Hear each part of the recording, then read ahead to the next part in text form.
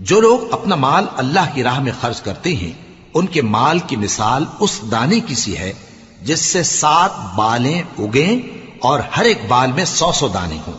اور اللہ جس کے اجر کو چاہتا ہے اور زیادہ کرتا ہے، اور اللہ کشائش والا ہے، سب کچھ جاننے والا ہے۔ جو لوگ اپنا مال اللہ کے راستے میں صرف کرتے ہیں پھر اس کے بعد نہ اس خرچ کا کسی پر احسان رکھتے ہیں اور نہ کسی کو تکلیف دیتے ہیں، ان کا صلہ ان کے پروردگار کے پاس تیار ہے، اور قیامت کے روز نہ ان کو کچھ خوف ہوگا اور نہ وہ غمگین ہوں گے۔ جس خیرات کے دینے کے بعد لینے والے کو ایذا دی جائے اس سے تو نرم بات کہہ دینی اور درگزر کرنا بہتر ہے، اور اللہ بے نیاز ہے، بردبار ہے۔ مومنو، جو پاکیزہ اور عمدہ مال تم کماتے ہو اور جو چیزیں ہم تمہارے لیے زمین سے نکالتے ہیں ان میں سے اللہ کی راہ میں بھی خرچ کرو، اور بری اور ناپاک چیزیں دینے کا قصد نہ کرنا